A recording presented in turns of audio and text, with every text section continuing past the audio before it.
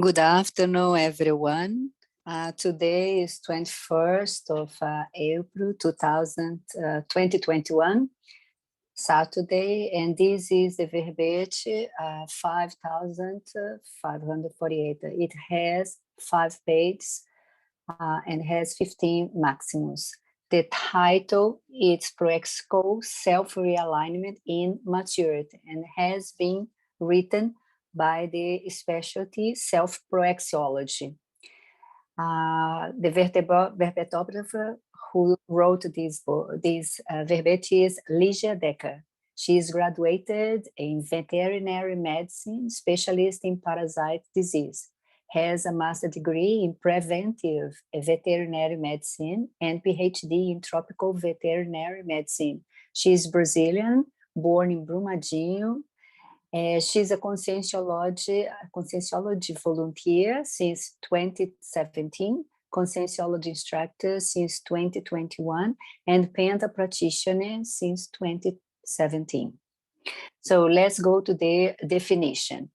The proexical self-realign in maturity is the sum of resinogenic acts implemented by the lucid conscient man or woman at the end of consecutive phase or at the beginning of concluding phase of the praxis, aiming to reframe, reorder, redirect, and qualify the self-proexological goals and the max proexological self-contributions based on the theories of the consciential paradigm with a view to the existential complex. In the session of pensenology, tocenology, we have the tocenology, the personal holotocene of proexology, the personal holotocene of self-reliology, and the personal holotocene of interassistency. The theories of differentiation of personal and holotocene groupal, and the differences of max proexis and the groups. In the session of phathology, we have the proexical self-realigning maturity, the self-proexis, the existential crisis in mature age, the retirement, the financial stability, the silver economy, the influences of mesology, the understand of innate ideas, the group karma settlement, the identification of self-value, tropospheric self-values, and the idea of take some risks within our physical life. The utilo routine, physical routine, the theories of evolutionary intelligence, giving the priority in the evolutionary choices, the personal contribution to the completism of max proexis groupal. Para phathology, we put the theories, the para compass, interconsciential, the fact that the parabrain does not age, chronemic invulnerability, the arm mark of megacons in the pre-somatic intensive course. In the session of argumentology, Lygia bring the counterpontology in alphabetical order, 14 counterpositions of tools that are available to the intraconsciential, the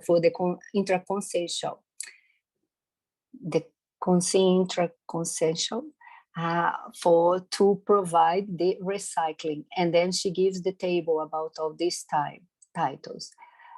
In the remissology, verbetographer, she suggested 15 verbets. We highlight the ones the compass, intraconsciential compass, the productive longevity, and the productive intermissive course.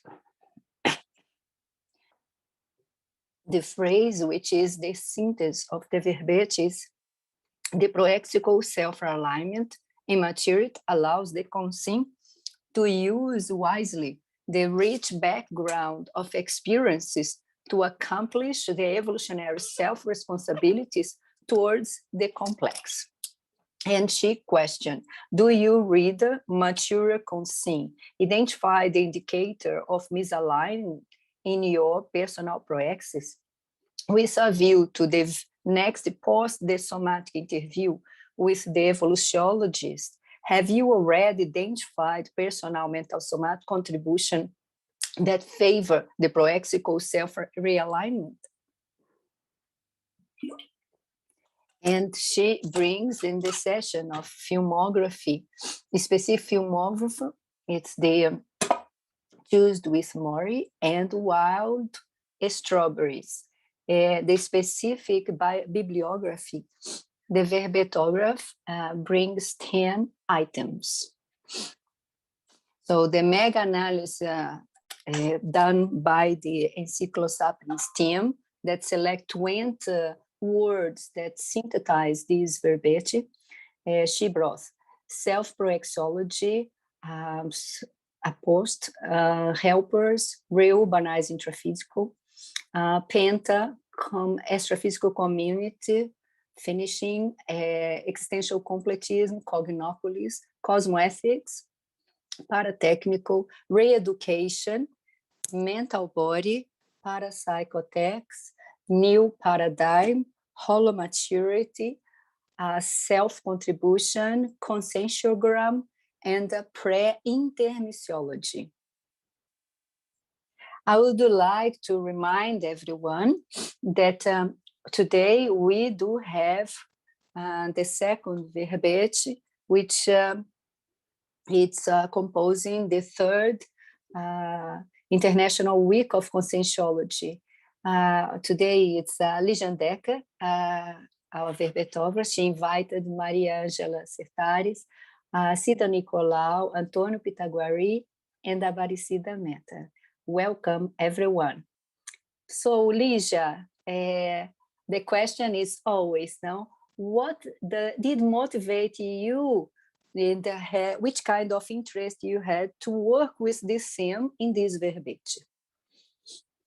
Thank you, Miriam. Good afternoon, everyone. I would like to initiate here to thank to everyone that is contributing with the verbet. When we write a verbet, it's a long path, and we start with the titles, and then the revisions, and the publication, and then the defense of the verbet. I would like to thank to this great group of people that helped and support me with that. And I would like to thank my evolutionary friends that it's in my room as my guests. And I would like to do a special thanking, special thank you to today we said we had the verbet being translated into the verbet into Portuguese and Spanish. I would like to thank to the translator that's here today, Patricia, Ana Paula, Miriam, and Amalia, and the whole team. That's because when we have an activity with translation, it is very difficult for people to understand the dimension of work behind of that. So I'm very grateful, and I have a great satisfaction in this context of International Week. Thank you to everyone. So the theme, it started to come for reflection when I started to take actions towards make some change in my life. So as I said here, the self-realignment, they are the set of attitudes that help us towards recycling our lives. So yesterday I was thinking about this, the verbet in itself, and I think it started at the beginning when I started to study conscientiology, because I consider myself a later intermissivist for many questions, which I had to resolve and I had to solve throughout my life. And I got in touch with Conscientiology in 2017. So in truth, I already had an extension program, but I didn't know of it. So from that moment, I started to have contact with the ideas, and I faced the self-responsibility regarding these ideas. The only option I had, it was to do the alignment of my life. And currently I am in the middle of this process. Recently, I moved to Foz do Iguaçu exactly because of this self-realignment, because I see the actions that I need to take into my extension program in relation to my self-extension program and the group extension program. So they are very related to this necessity of being closer to the group. And that's why I came to here. And as obviously, when we do the self-realignment, it's very complex and not so easy, we might think. We need to overcome some challenge and detach from some difficulties, let go some difficulties. And I hope we have an opportunity to talk about these points a little bit more throughout the tertulia. Of course, because to take into account this debate, I'm going to give the time for your colleagues to start to talk about this. We'll start with Mariangela Sestari. Hello, Miriam. Thank you. Lygia, before anything, congratulations for your verbet. It's a great satisfaction for me to be here. And initially, I started in the fatuistic, in the Tocenology. I started to think about when you bring on the fourth and the fifth, the retotocenity differentiation and the differentiation of this tocenity, and how did you get to this point, and how did you work and thought about the retro shapes? Thank you very much for the question and your presence. I put this point here in the Tocenology because in my case, what's happened, I experienced, when I got in touch with Conscientiology, I was living with a German people, and I have a hypothesis that the fact that I went to German and I was within that culture and the Holocene, which I think for sure has relation to my past lives, it helped me to connect with this past shape on this environment. When I arrived at German, I was enchanted by the place. It made a whole lot of sense, the way of thinking and manifesting. But the more I went to deeper in this Holocene, that's when I started to do the differentiation. And that's where it comes, what is the priority? What do I still manifest? The way I have tocenity that has relation to my past. I need to qualify in this life after extension program. It was related to this. In this case, for me, it was very evident when I reencounter with a shape from the past. So which probably I had some experience there, and for sure many of one life. And this, it fixes a lot of the way we think. It's not only now, we bring the paragenetics, and this will influence our manifestation. And I usually say that we are a result of many things that happen throughout our lives. And the thing is why some experiences get our attention this life. For example, I went to German because of my profession. I went to work at the university. So I think it does a lot of sense that I had this reconnection with these retro shapes that I had. It was in this sense. Have I answered you? Yeah, it's very interesting, Lygia.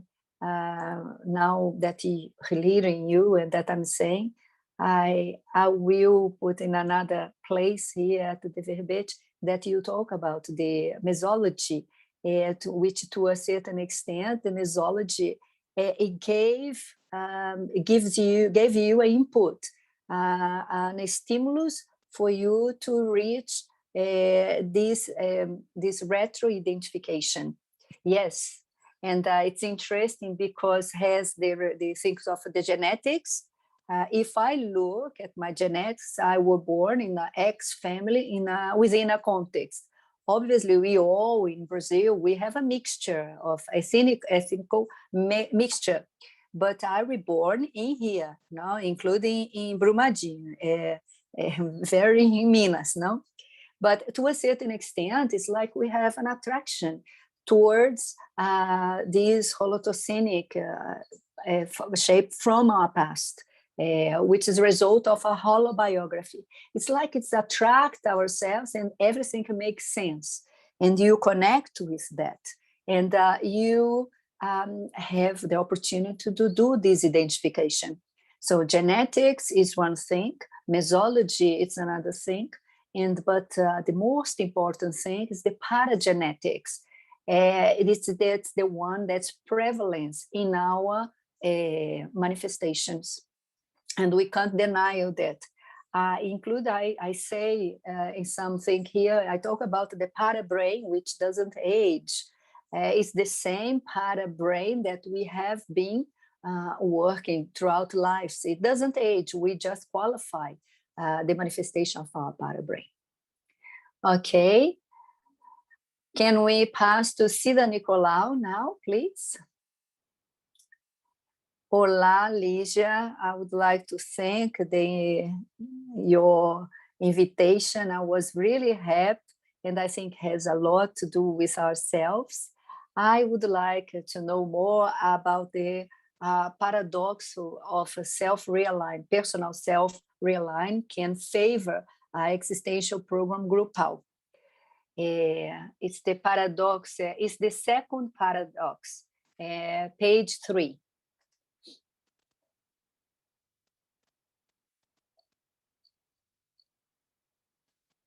Okay, is the paradox. I think is very interesting because sometimes we focus in our personal questions, situations. For example, I mentioned at the beginning, I had lots of things that I need to solve in my nuclear group and my professional group, familial group. And we tend to think about existential program as something individual. And it's for sure, it's intransferable. But as we start to act in our existential program, we're gonna influence many other groups. And I thought about this paradox exactly because of this opportunity we have within this evolutionary group, being here in the Cognops or any other place. It's this conviviality, this relation with this group, it put ourselves in the condition of receive the repercussion of the work recycling process that each of us have. And I think this is what I think is groupality. It's a paradoxical, very interesting. It's amplified the level of our responsibility as a part of that bigger process. Look at the encyclopedia, no? If we do not put ourselves and we do not put ourselves contributing for the verbets, we are limiting this repercussion of what we could contribute in a singular way. I think this paradox is very interesting because of that. We assume this responsibility, think that's not only us. We know that we are acting in groupal terms, being our familial group, or evolutionary group, or the work group, and also multidimensionally. Anything we do it has a repercussion, a multidimensional repercussion. It's inevitable. So anything that we produce in our thoughts and actions we have an influence, we repercute in many other things. I didn't mention at the beginning, I think it's a very important thing. It is the detachment with some groups that we face in this life, that's inevitable when we pass through our lives in our evolution, and when we do a realignment of our existential program, it's inevitably you need to detach from some groups and bond with another group. So in this paradox, in this sense, what I thought as well, it has a movement of translation that you've been doing for a while. You've learned English with 5 years old, no? This movement, it's actually reverberated for you now, defending a verbet with a translation. It's not by chance. There were alignment of yourself that gave you that, you gave that priority. And as a result, you are having this. You didn't do much of a strong, you didn't force a situation. This came to your hand. So we end up giving some codon, and so the example of internationalization is exactly this. It was a small group. I never thought that I would be involved with the simultaneous interpretation, because before I used to do translation, written translation. But when we started the pandemic and with the integral action, we faced this necessity. We needed to involve more people with this language. And then we start with a small group. I last a little bit until I faced the person that epicenter that was Virginia. And I need to thank her as well, because Virginia within the Isaacs is Virginia, Jacqueline and Sergio, they are very active. And then we started to feel that push, to go to face that demand. And it is exactly what you are saying. You are giving the example of international and how we start to evolve from individual process. So, Cida, can we pass on to Antonio Pitaguari, please? Oh, hello. Congratulations, Lygia. Very, very interesting verbet in this context. I think it's a very interesting theme. And I would like to I'm grateful for the invitation that you remembered me in this special occasion. I see that, remember now our history. In 2019, I've met Lygia in Portugal. We did a tour with many other people organized by ACIP in Portugal, lots of people from Isaac as well. And we celebrated the 25 years of Conscientiology in Portugal. And it was when I've met Lygia. And it was very interesting to see someone that lived in Germany that it had so much interest and so much affinity with the group, with the ideas, with the people. It was very interesting. And from there on, Lygia, who was just reached Conscientiology, she started to grow and surge and grow and acting and be more active in her work and what she's saying, the work that she has been doing. You see that she grew in her manifestation, her action. So she had this interest of International Journal of Conscientiology, and she published already 2 volumes, which I see one of the recent actions most relevant in terms of a clarification task, conscientiological clarification task, because it's bring this in English, which is a universal language in this planet. So congratulate you for your initiative, this work, which I think is essential for a work that we need to attract the intermissivist, all this content, which is so relevant to all of us in our practice. Now many people do not have access to that yet. And I think International Journal will be interesting for the people to have access. And the first editions are very interesting. The people that haven't seen, it's already available. Lygia is our chief editor, and I have the honor to help her in there and helping with my experience. Lygia, when she says that she considered that she is delayed the missivists that arrived, I do not agree. I think with this level of maturity and productivity, I think it's not like this. I think people reach us or arrive at the moment that's correct for them. I think it's very interesting when she talks about the when she talks about the orthocenes, the time when Professor Val talks about the first time our profession, then the second time it's the work, and then our self-sufficient. You have the house, no? You have a car, and then you have evolutionary duo, and then the penta as the seventh time is the essential program. So you reach your equilibrium life. Now the balance in your life. You already had the PhD, you published article, you studied lots of things, you understand science, as you know.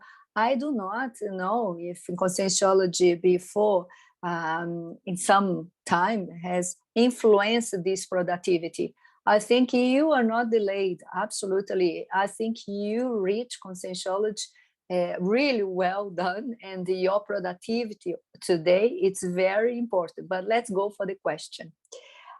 So within this context, all this context, my personal case, I arrived in conscientiology in 1990. I had a crisis of change my work, and 2 years after that, I want to understand more the responsibility, personal responsibility. In 2010, with 21 years in conscientiology, that I understood the importance of the autonomy, Tocenic autonomy. At that time, I was a replicator of ideas, which Professor Wald said, and then I will interiorize that, and I will put those ideas. And in 2010, it showed me that I needed a self-sufficiency in my tocenes. And so what I see during the pandemic, the conflicts that are a little bit more and more around, I've perceived the importance of internal peace that is having more and more and more around us. And people are having this experience, and they are facing a counterpoint in everyone. So this is actually for me important, the peace, internal peace. And within your verbet, what you are talking about, the realign in your essential program, the self-confidence and the capacity to interact with discernment and lucidity, it is important.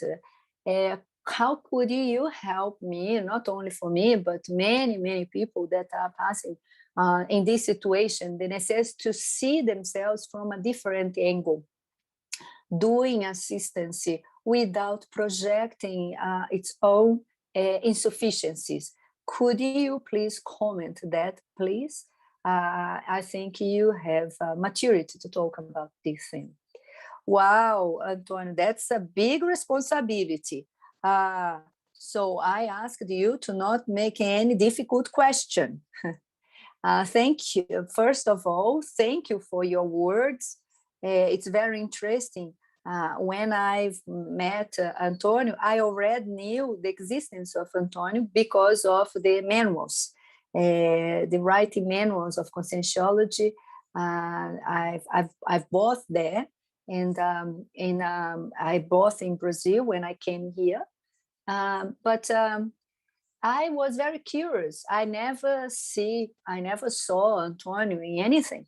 So when I start to talk with Antonio, I do not know if you remember. I told him, oh, that's a real pleasure get to know you. I only knew you from all your work. And it was very impressive because Antonio was someone that gave me lots of pins, no? Since the moment that I spoke about the international. So all this is a result of many situation that people now come and talk to me things.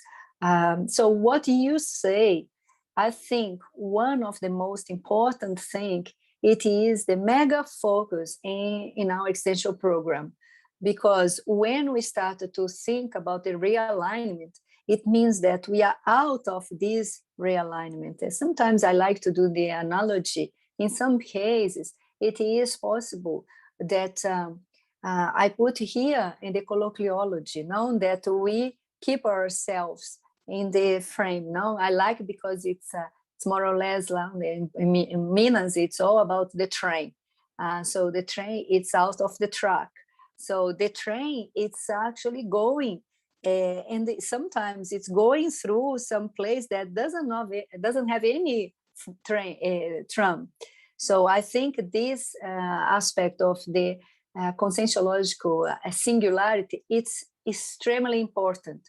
And we only start to understand when we evaluate our lives. I like to think about the techniques of manual of extension Proexis. It's one of the things that he says, it's you do write down all the things that you've received in your life. When we start to write down, we start to see in a broader view the mega apports we received. The first one is the intensive course. Only the fact to recognize that we've done the intensive course, this is a big asset we already have. So I start to do this reflection. And I did this when I started to study conscientiology. And I start to look, what do I have in this life? What are the demands? What are my innate ideas? What are the things that I want to follow?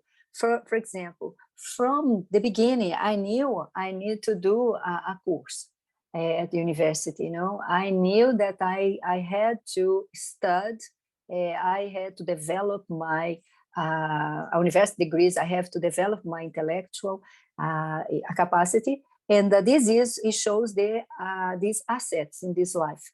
So another technique, it is that you list in 2 columns, and then you actually ask the people as well about our strong traits and weak traits as well. Not only our friends, but the people they do not like us as well, because this will help those people that they can bring things that we do not think. What I think is keep our mega focus, considering all the resources we have. And I think to answer your question, to wrap it up, I think this table that I brought, I try to bring here the resources, doing the counterpoint of extraphysical context and the intraphysical context. As an intraphysical context, we have lots of resources that can help us to keep on track. No, we have the campus, we have the conscientiological camps, we have the cognopolis, we have the teaching. So I think the person needs to see what is the things that have more affinity with the questions that she has in relation to her extension program, assuming the singularity. Each person has their role to develop. You said it's not necessary to repeat ourselves. We need to have the self-sufficiency. To see it, our self-sufficiency, it's to produce, it's to reflect, it's to generate verbets. But it might be for you, but this will repercute to other consciousness. So it's conscientiology. It brings us this very strong, everything is a self. is self-experimentation, self-conscientiogram, it's self-consciential therapy. It's us with us in order to discover where we need to go. It's not enough for us to think that I have to do something that is not within my universe. I'm not prepared for that. So we do need to look, understand, and your singularity, consciential singularity, to understand where you need to go into this group work. I am very grateful to have this opportunity to come in Cognopolis, because here you face many things. It comes to our face everything. I think it's from there. I'm not sure if I answer your question. It's very difficult. I think it's excellent, your approach in regard to assume the self-singularity, and with the basis of your assets, you define your mega focus. It's very good, it's perfect. I think it's a very intelligent orientation. And I think all of us can be refined and qualify this vision.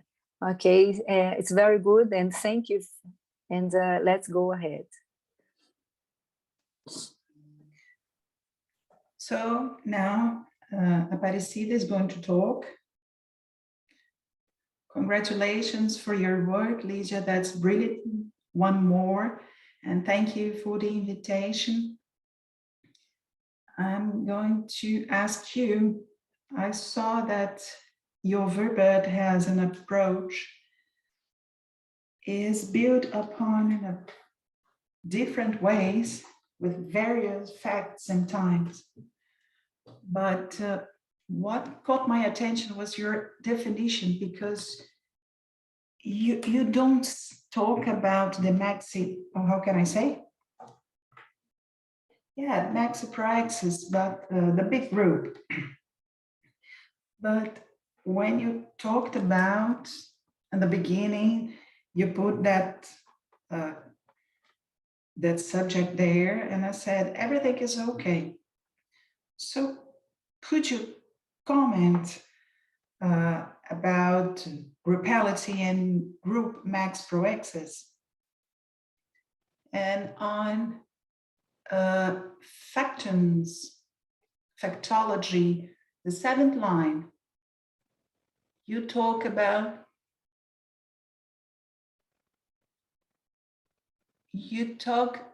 the approximation consistent with the evolutionary group. And your emphatic phrase, you say that the proexological self-realignment in maturity allows the conscient to use wisely the rich background of experiences. Could you say something relative to your experience, making a relationship among all your important life contexts? I don't know if my question is clear. Oh, another different question. Okay, let's go. The definition, I put it here, the existential completism, because it encompasses everything. Of course, is that we have a self-praxis and the maxi-praxis. The insertion will depend on each person, the possibility of contribution, the evolutionary necessities. I think it's included here. But when you ask me to talk about what was important in my life, well, everything that I lived in my life was important. But I'll talk about the pensata that Antonio said, because this one is like a systematization of those important moments. So I consider this. When I defined my profession, that was a very important thing. I chose to be a veterinarian. So from that, I approximated myself with a group, it was intuitive, but I know that that was an environment that I should be in. And me and another person, we worked in the same institution, me and Sida. So the first thing is the definition of your profession, which is very important. Second is here the undergraduation. And another thing is your savings. And I think this is fundamental when you're thinking about Proexis. And I put it here. The start of the finishing phase, you cannot reach the end of your life with financial problems because it's going to limit you. If you need to work after you're 60, it's very different when you're in the middle 30s, you know? So I think that's a second point, which is interesting. When I was studying the Proexis manual, and there is one thing that is really nice. Age, the 5 minutes, the 5 minutes of a consent at the age of 5 years old, it's not the same as the 5 minutes for the person when he or she is 60 years old. And okay, let's talk about the housing. This is also fundamental. What is the place that is better for me to qualify and develop existentially in this period of my life? And this reflection made me come back to Brazil. And I didn't come back to Minas Gerais. I came to Foz do Iguaçu. And then we have the evolutionary dual, which another important question. If you do not define it evolutionarily, you need to deal with the consequences. And then here comes the penta, which is very connected to the previous phases because you're already established. You have some life autonomy to start penta practice. And then you dynamize the fulfilling of Proexis. And every person will have a moment there. As Antonio said, I think that I'm not exactly in the right moment in terms of the possibility of contributions that I can make. So these 7 stages of this pensata, it is important for us to think about our previous experiences. But of course, we need to have a planning because this is Proexis. And when things doesn't go inside that plan, we need to realign. When I finished my Proexis, it was 62 years ago. So we need to be open to realign inside our reality. When I started my Proexis 62 years ago. Yes, you answered and also extrapolated. I was thinking, Antonio said it very well that you were here and you were ready and there was no gap because you arrived here in this age. I retired at 42 years old. So we're here in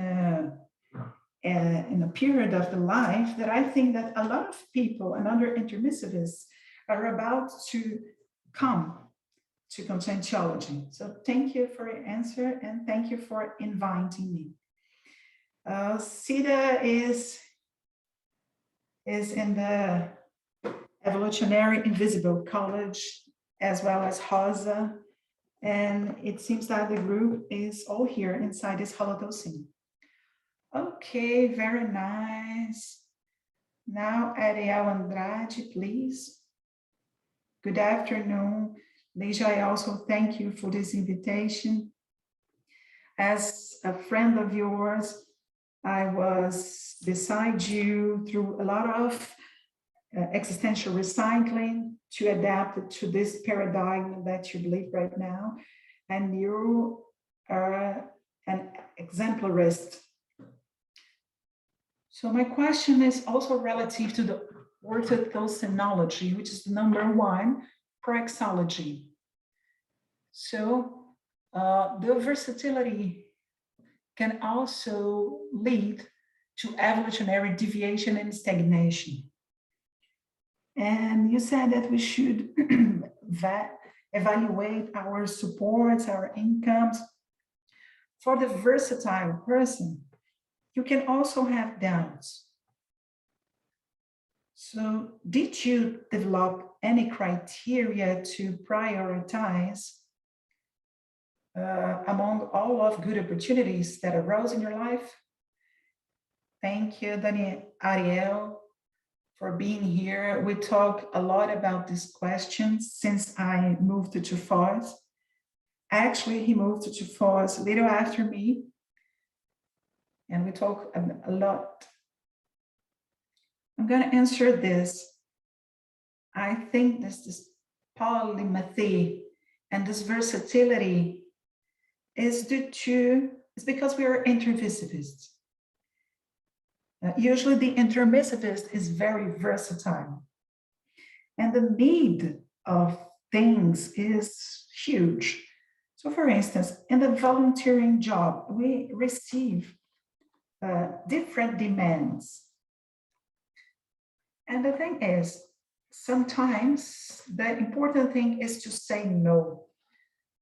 So I have this thing that I'd like to hug the whole world and do everything. Even in my professional career, if someone come up with a good idea, oh, let's do it. Yeah, let's do it. So what is happening right now is the CPC, the Code of Personal Cosmoethics, and I have a clause, so which is called the good things and bad things about the no.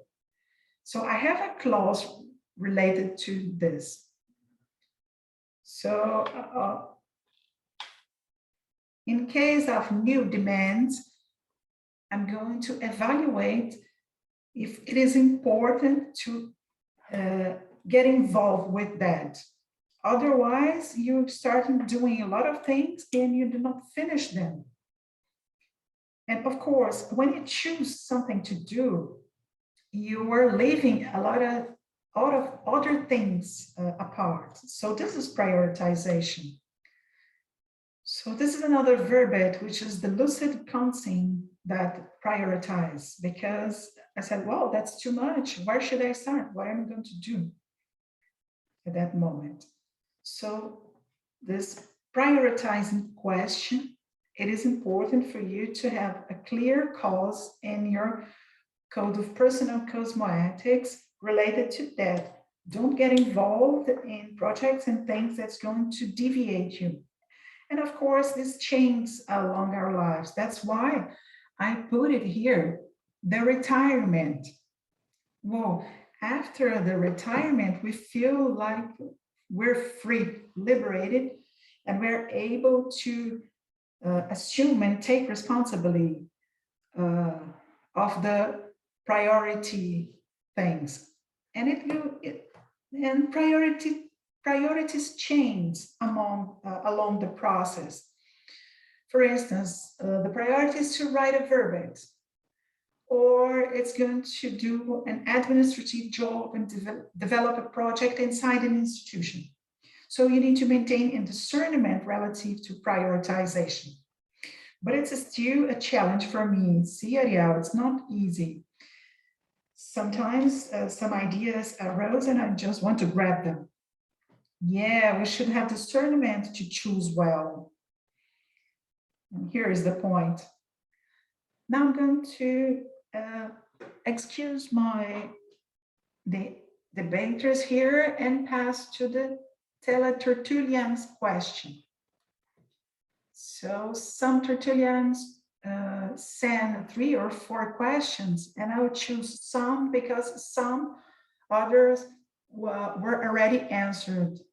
So we can answer the most questions as possible. So let's start with Conceição dos Ouros, Minas Gerais, your country. So, Conscienciology, first page, 6th line. Could you talk about the personal method of seeing promoting the recovery of proexological megacons? So the understanding of the personal method of seeing is fundamental. There's a lot of material written in Conscientiology, a lot of courses, techniques to identifying the personal method of seeing. And I put it here because I think it's related to this proexis mega focus. When you understand your personal method of seeing, it seems like everything makes sense. So I think it is worthwhile to spend some time to identify these basic questions. Methods of seeing, strong traits, weak traits, the ritual code, which is another technique. So I see the personal method of seeing as a compass for the proexis, and as a consequence, it helps recovering cons. Because when you're connected to this personal method of seeing, you start remembering what we are supposed to do here. So if you're very connected to writing, probably your personal method of seeing is related to that, just cons. What is a method of seeing? That's the root of your manifestation. This is how you work. So this is why it is important, and it's a promoter of the recovery of proexological cons. Oh, it's the big motivator or a driver of the consciousness, and each of us have our own. So, Maxi, question from Maxi, technology, page 3, the end of the second line. Could you talk about the still not it and the technique of comparative proexological egobiography? And I recommend you that this comparative proexological egobiography is a verbet from Malo Balonen. And you're going to compare your proexis before, when you didn't know that you were intermissivist, and then after that you discover that. So it gives you a parameter on how your proexis is going on. So I recommend that you deepen this, watching the Tertulia and reading the verbet. And the other technique, which is it's not yet. And I thought it was very nice, and I'm going to say some examples. I'm talking about the Praxis Manual, page 59. Waldo Vieira. It's a book. It's about Waldo Vieira's book. You can download it freely. There is available also in English, so people abroad, you can download it. And there are 3 examples there relative to this technique. The technique is not yet. So self-awareness, the bigger conscious projection is not yet the self-awareness, multidimensional self-awareness. Another one. The fact. The greater theory is not yet a fact. Acuity. The bigger laureate relative to the Nobel Prize is not yet the biggest console task is not yet clarity task. So we can extrapolate this technique among other parts of our life. Another thing, the praticity. The greater input to the greater not disturbing condition is not yet the praticity. So I'm trying to apply. Oh, very good. That's an excellent technique, isn't it? Because you can apply it in any area or condition relative to self-research. Question from Canoas, Rio Grande do Sul. Factology, page 2, 12th line.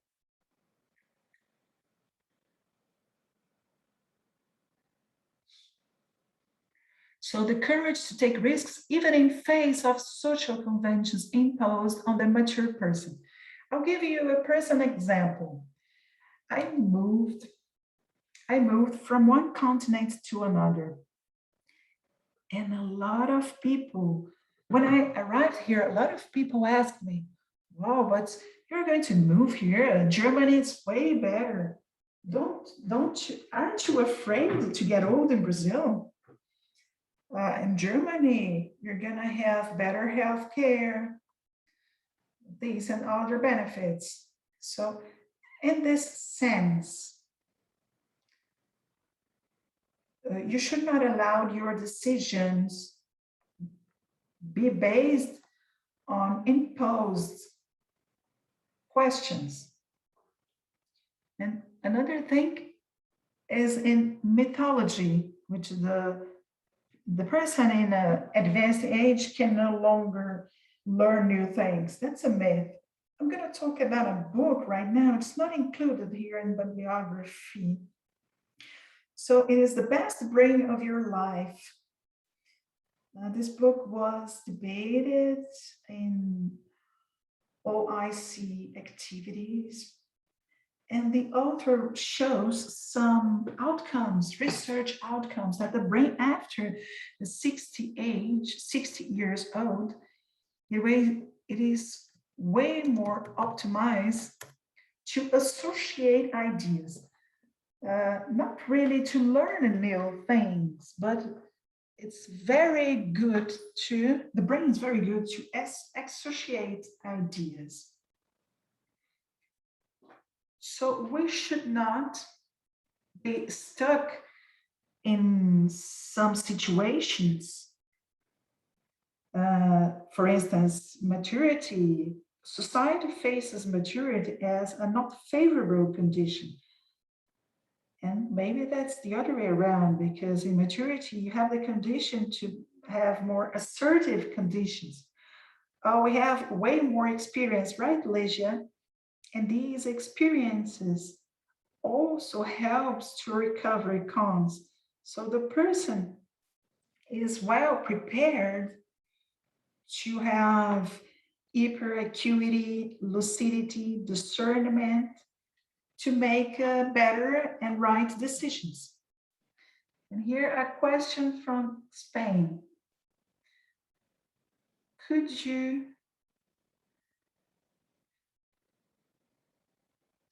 it is the quotationology. So the second quoting. I put that because I lived that. As I perceived, well, I like to think about my life in terms of stages, moments. So if you divide your life in 3 moments, who's in the 60 age, the age of 60, has passed the half of your life. So let's say if you were in the 48 years old, if you have 40 years old, you have like 30 years in front of you to live productively. So The older you are, the more assertive your choices should be, because time flies. So I put this phrase here because it's very interesting,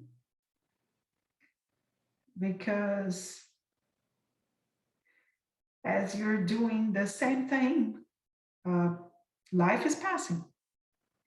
And there's this myth that a retired person should just rest and stop everything. And that's not even true, because the person has more time to qualify him or herself, to work, to volunteer. And relative to the intermissiveness, you have a full time to deal with the situation.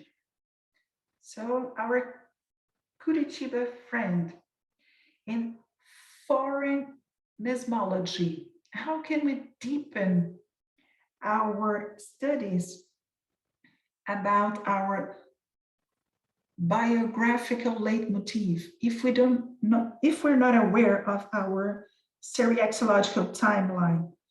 Well, we're not aware, but we can try to be. And as far as you deepen your research, you approach the situation. I think that our hollow biography is right upon your face, upon our face, in front of our face. We don't value the details. So this leitmotif is the main hollow biography guideline. So it is hard to have extremely different situation, because we qualify our mathotocene and our actions. So if you will stop, evaluate your supports, your inputs, strong traits, weak traits, it helps a lot to identify the mathotocene and the path. What are your tendencies? What are your interests? What are your innate ideas? They are very good, they give very good indication to the right path. The encyclopedism, we are drawn by the Conscientiological Encyclopedia. So inside the encyclopedia, what catch my attention? What do I dedicate myself for? Writing, translating, we're dealing with translating.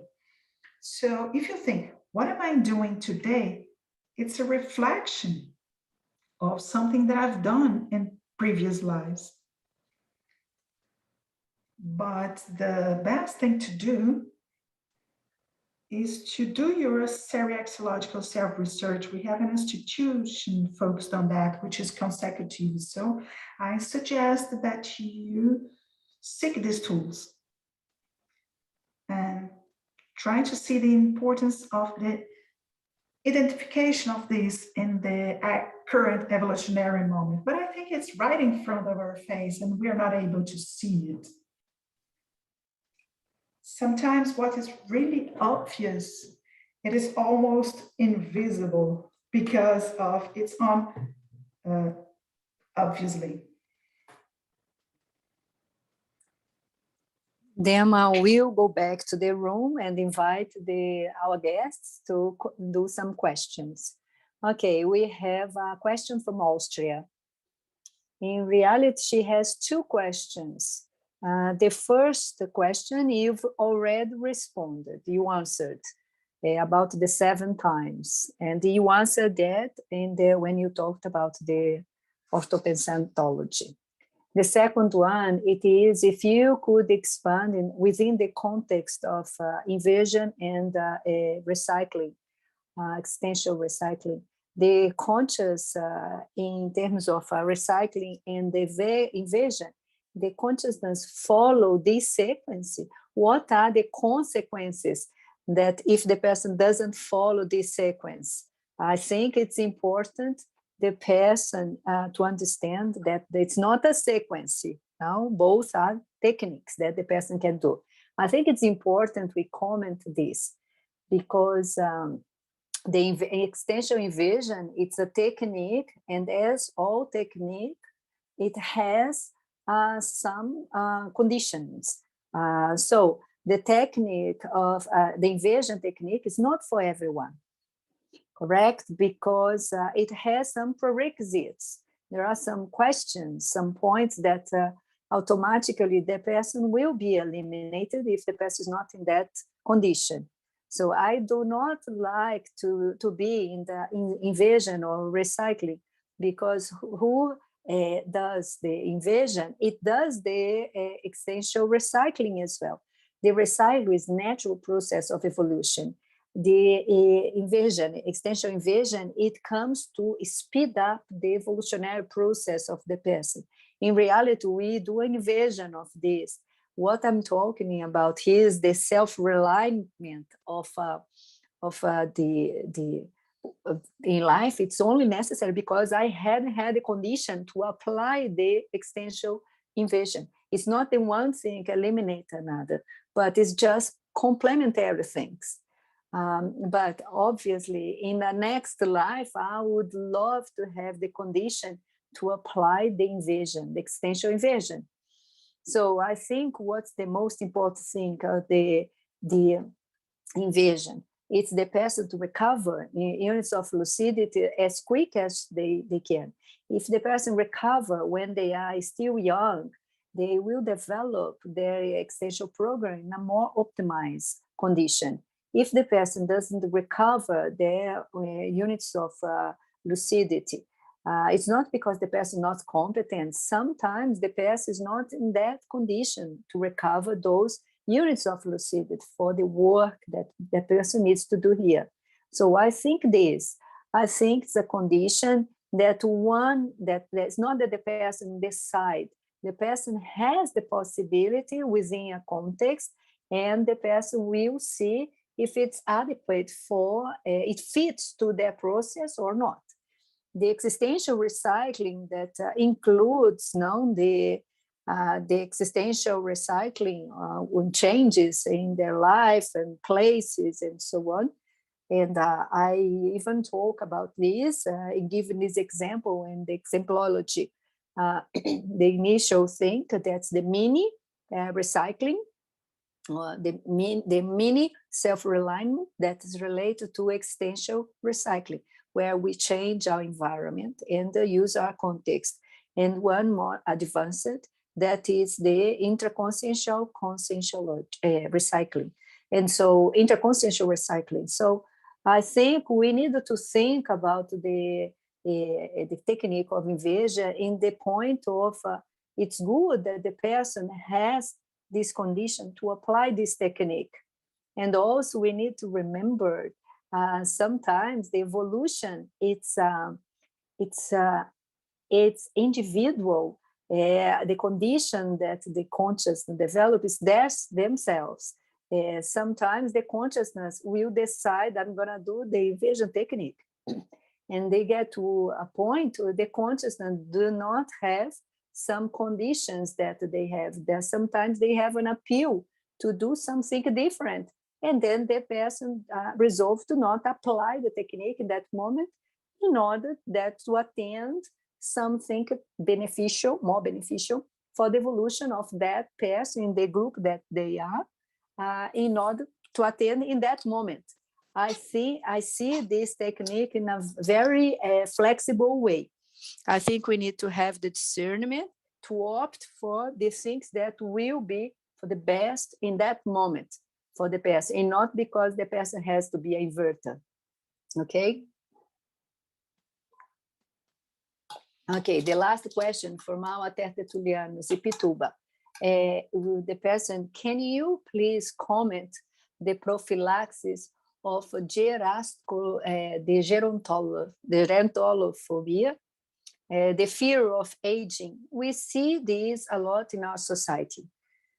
I think this has relation with the values that the zeitgeist, the spirit of the time. We have this culture where what is old is not, it's a waste, and what is old need to be replaced for something modern and more beautiful.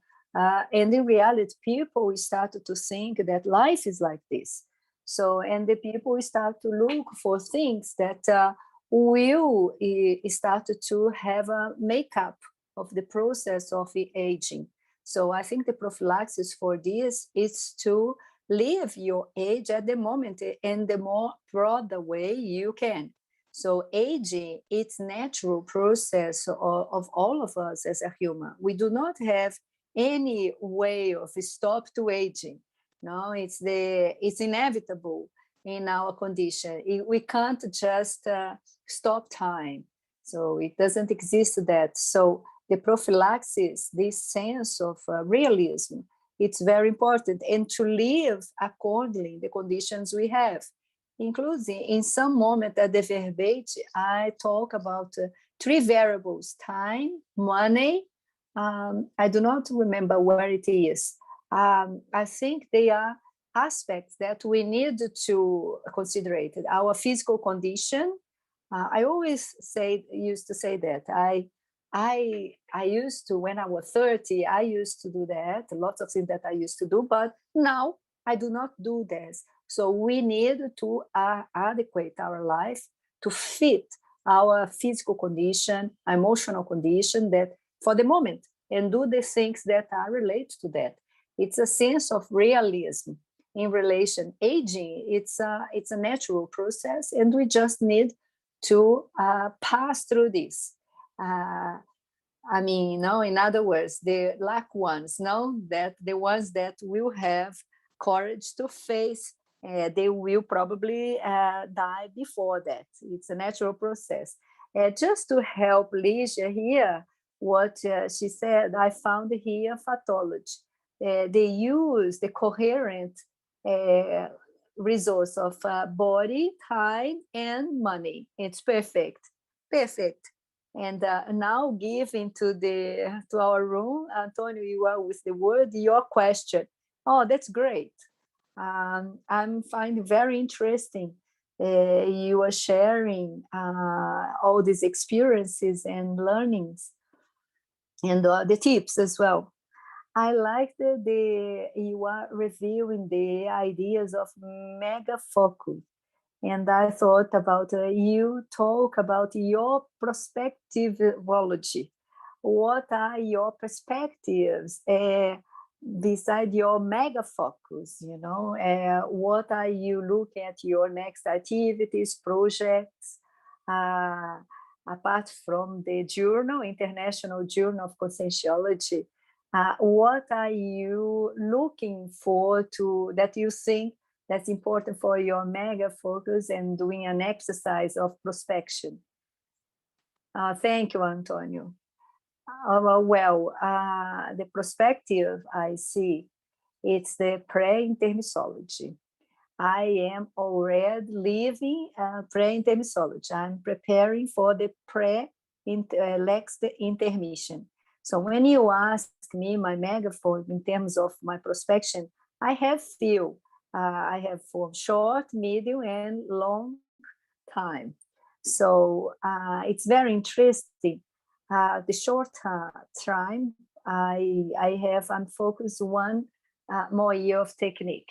The 1 more year of life technique, you establish one objective and of something you want to do before you're gonna die, before a year. When you enter into this Holocene, so you think, okay, in 7 months I'm dying. So if I am still alive, it's gonna be really good. So I put some goals for this first year, and those goals, I'm focused in one recycling that I think it's this priority, in which it will be the next verbete. And then you talk about the next steps. I have one focus, which is the write of my book, which I already started. I wouldn't like to dissolve without publishing a book in Conscientiology, because I think this will be very important for me. And what it comes apart from that, it's a gain, it's a profit. When we talk about and think about pre-intermissology, I think this is a laboratory. What we are doing here, we're going to carry on doing extraphysically.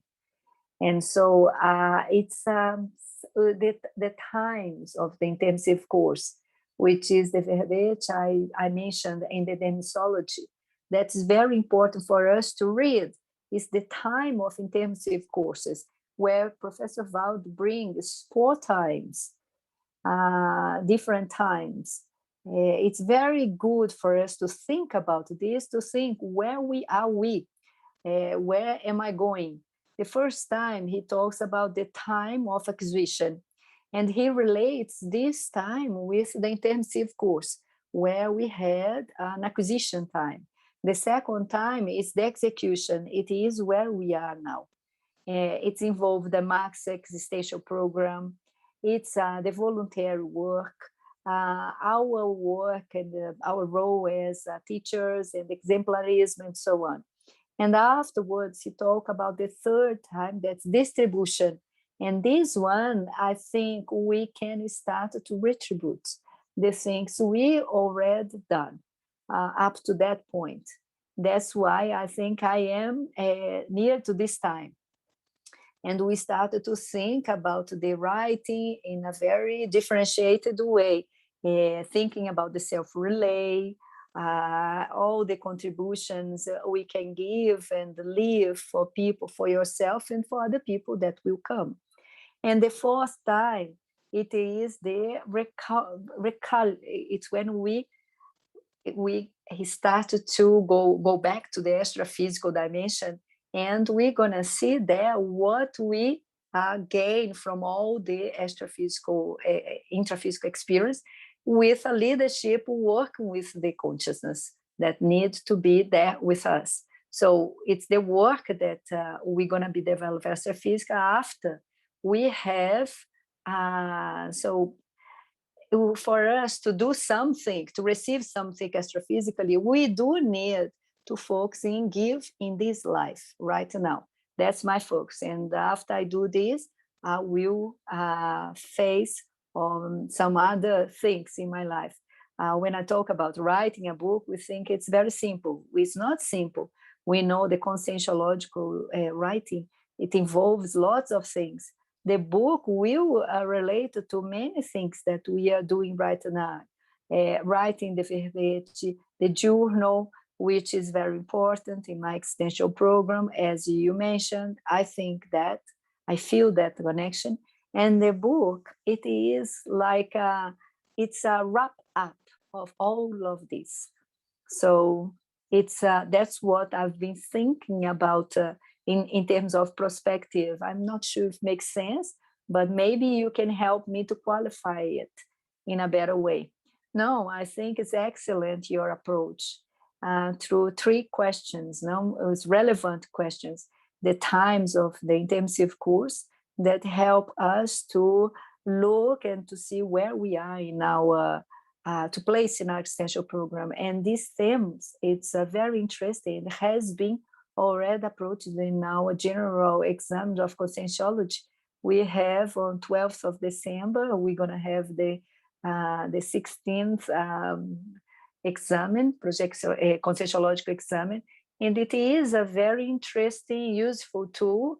Unfortunately, it is still only in Portuguese, but we are trying to see if we can make available for people in other languages, for people to get to know more some essential concepts within conscientiology. So the times of the intensive courses they are within those examined. And the other technique you said, which is very essential, and it's very interesting that you are applying this technique, especially in this context we are living right now, because it catches our attention how our culture has the phobia of dying, and people really fear dying, and it's an inevitable experience. And this technique of one more year of life, we think, oh, I'll have one more year of life, so if I am on track with my commitments, will be better. And some people might go in their lives 100 kilometers per hour and others for 50 kilometers per hour. The most important thing is not the quantity, but the quality of our manifestation. Some people might live 50 years and they still do cover their existential program.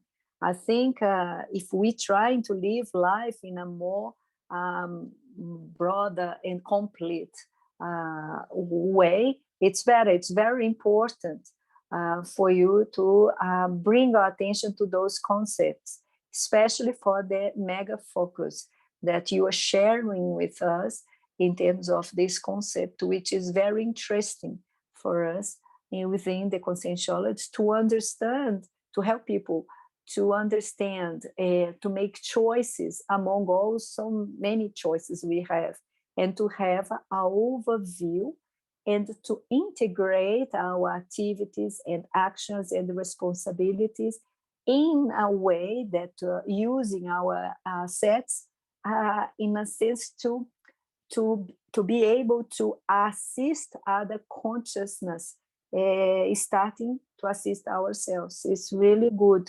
Lygia. You are bringing this verbet content, a very rich content, which I think can be very useful to all of us which are taking part of this presentation right now. Thank you very much. Congratulate for your work. Okay, let's move on.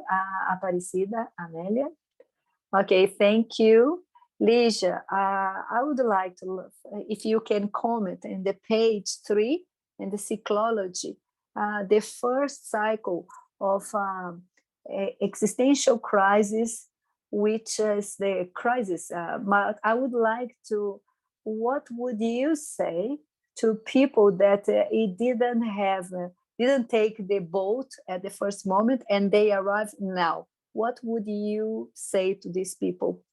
Very succinct. I think it's cyclical because it's gonna continue. So you finish a crisis and you go another crisis as well. But for the people that are arriving, I think the cycle allows you to enter anytime. It doesn't exist something that okay, no, I'm gonna stop and I'm gonna evolve. So no, we use dynamic. I think the idea of a spiral, sometimes we lose some moment, some opportunity, but sometimes it comes back. So if we didn't have a condition, life is like this, no? Sometimes we are here with some groups and the things didn't resolve, we're gonna encounter these people, this group. And so sometimes it changes the condition, but the problem is the one that you need to go and advance and do that. So I see this cycle, it's inevitable in our evolution. We can't evolve without having lots of work and existential crises, because the crises are necessary. So if you face a situation that's not good, you might have some crisis, but the crisis will take you to actions, will make you contextualize that situation, see what does need to be changed. It's the cycle, it's endless. So the evolution, it's endless and it's made by many cycles. And we're gonna have many experiences where we're gonna solve these problems, no? So it's very important to establish what is the most important thing to focus at this moment. What is the evolutionary crisis that I needed to expose myself, that I can allow myself to happen at this moment, that will help me to walk and overcome my evolutionary process. We had a verbet last week. It's the discomfort, personal discomfort. Growing up, it's confront, it's face. So the verbet is the mapping the personal discomfort. So this discomfort, they will inevitably happen and will generate crisis, but we are overcoming. We overcome And little by little, we're gonna start to overcome this. The resoma, reborn in this dimension, it's for this objective. We gonna overcome our immaturities, we strengthen our maturities. It's a great opportunity. But now I'll pass to Ariel, please. Thank you. Lygia, the page 4, mythology. You bring the mythology of social cultural myths. I think it's like a trap that it looks like most of us can go into that. Which vision do you have the opportunities now to fix in our hollow memory some kind of prophylaxis? How can you see something that being a little bit conscious? What could you say about the traps? Something that can help us to prevent to get into these cultural traps. I'm gonna give my example, my experience. In my case, the most important thing is the writing. And in truth, I think that's what gives me the motivation to write verbets. For example, this verbet, if I have an opportunity to access in the next life, I think I'm going to understand that I had to go through the process of self-realignment. This is, for me, it's a very important prophylaxis. But this is because my profile, my manifestation, has relation with the graphical register. So I tend to, it's like in order for me to fix a process, in this case, a recycling, or overcome of myself, I see it's more efficacious if I register that. Maybe that's why I have the necessity to write so much. And I have the hypothesis that I already wrote many things in the past, because if I have these things of writing, maybe I've done and come from other lives. For me, it's the prophylaxis. It's something that I've been using throughout my life. Is the writing, article, verbet, and also the articles and my book. But obviously we'll have more, especially the book, because you expose yourself. But I'm sure there are other ways. For some people, for instance, might be the conscientiological docent, or elaborate a course, or the construction of an entrepreneur.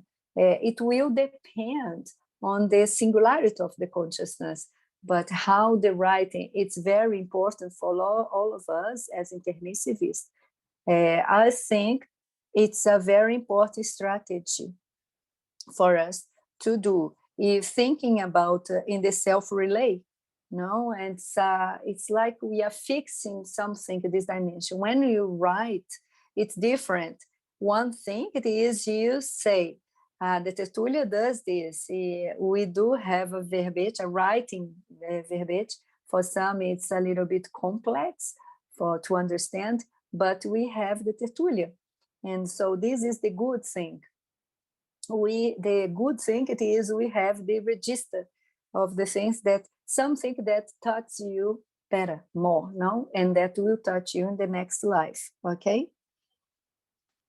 Can we pass, Maria Angela? Okay. In this line, Lygia, in relation to the mega focus that you brought, and also the recycling, intraconsciential recycling, you brought it here in the symptomology, the discharge of the indiscipline, the Tocenic indiscipline. And I think this is so important, and sometimes it's very subtle, and it's so important we be being attentive to this, to this point of our tocenity, and reflect our immaturities. How was for you this process of discharge, no? The discharge, overcome this indiscipline, please? I think that's a very important point and really difficult to achieve. Because if you think about the online courses, it's amazing. The easiest thing to do is to get dispersive, because you need to use some technologies for your work. For example, we're here in Tertulia, and you're either checking your social media, watching your WhatsApp, you're going to disperse yourself.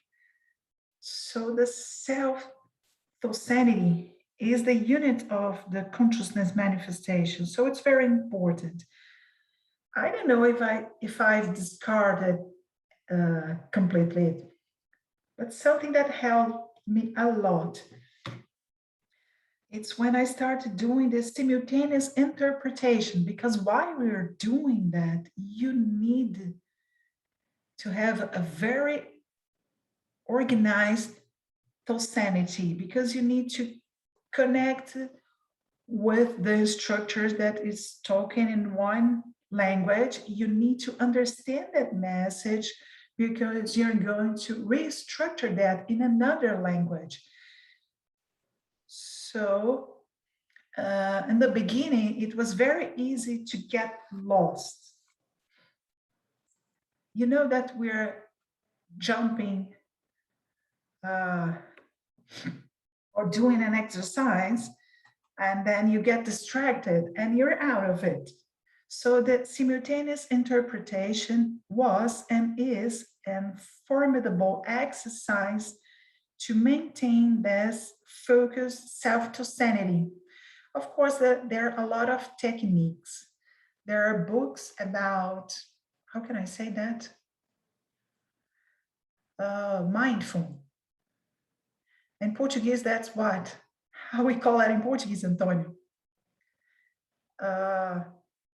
So mindful in Portuguese is atenção plena. So there are exercises that you're going to start focus and your attention in what you're doing, like mindful attention. You're drinking coffee. You're there eating a bread, a fruit. You're not paying attention to that. And the exercise suggests that look at the fruit, perceive the color, texture, the smell, the choking process. So there are a lot of techniques to do this. I say it's like make a discipline, or disciplinate your sanity. And of course, this is attention in the present moment, and not with your thoughts focused on the next moment. Of course, and relative to assistance, if we are not focused in the present moment, that's a problem. It has to do with detailism, to be focused on the details. Oh, I remember that. I watched that yesterday. Someone quoting Waldo, that once he arrived at the morning Tertulia, and he perceived that the buttons of his shirts were wrong. And he quoted that, oh, this is a lack of my thosanic focus, because I was not connected to the act of button my shirt, you know? And sometimes I forgot about detailism. Okay, so now, Cida Nicolau, please, your question, your contribution. Oh, you talked about a lot of things, but if you could talk about the counterflows relative to the Proexical realignment. Oh, thank you for this question. I'd love to highlight the counterflows, but in my case, In this Proexical self-realignment, the greatest counterflows were counter those themes. So I consider that they are extra physical counterflows. I perceived that, and I still perceive these nowadays. Because self-realignment demands that you just unlink, unplug for some people. And I perceived some groups and some consciousness that didn't want me to do this realignment. And sometimes I perceive a different Thosanic pattern. That's not mine. It's like a very confusing Thosanic pattern. In the beginning, it was very complicated for me, but now I can face it and act in an interexistential way. And also I bring that to my penta. So these extra physical counterflows relative to groups that don't want that you achieve this realignment is the more difficult ones.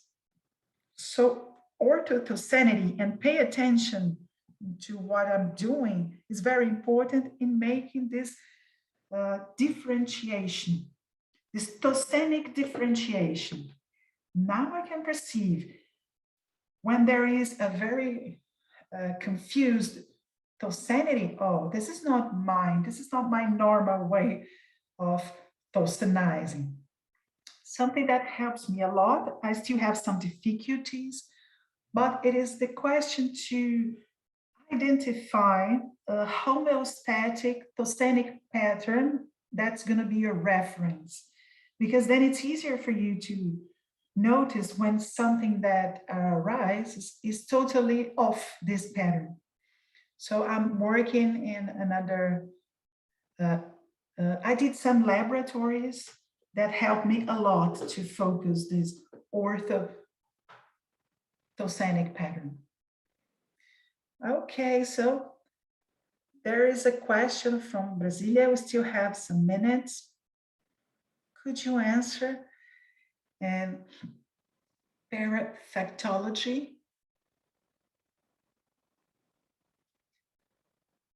So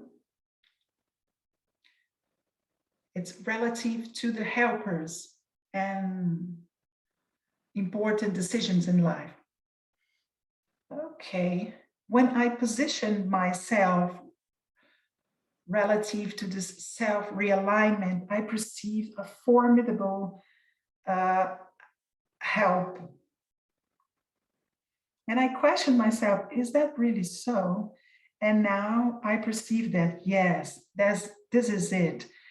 I really have a lot of assistance and help relative to all these activities. And this condition reveals itself in penta and some specific actions. For instance, I was able to map a parapsychic signal that when a helper is approaching, and this helper assists all the things relative to the realignment. So I thank you a lot about this question, because helpability is fundamental in this process. We should perceive and be open and available to understand this assistance. And I want to take advantage of this question, because inside our journal that's going to be launched on the 29th, next Sunday, I wrote a paper that is related to that. It's about friendship. And I built a new constructor to talk about this international friendship, this conscientiological international friendship.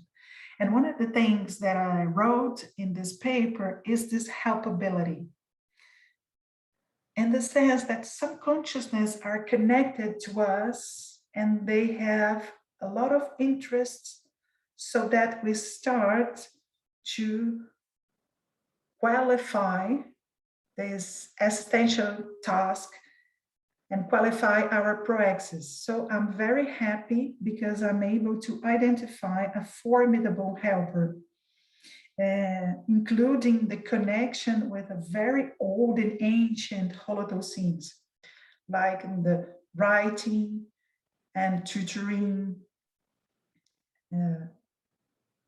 actions. Everything that we do, we're never alone. We are always with someone, and the people that has affinity with us. And affinity is an attraction for all the similar things, and not necessarily just good affinities or things that we like, but so the help, the assistance is among this situation. And when you perceive help, it is different the way that we deal with the counterflows. So, relative to help, the helpers know our holobiography. So, when our parapsychism is helping this realignment, it is fundamental. So, if we are aligned with our Proexical helper, this is very important. Could you make your final remarks and also invite everyone to participate in the 3rd International Week of Conscientiology? So I'd like to thank one more time. Thank you all, because this process is not easy.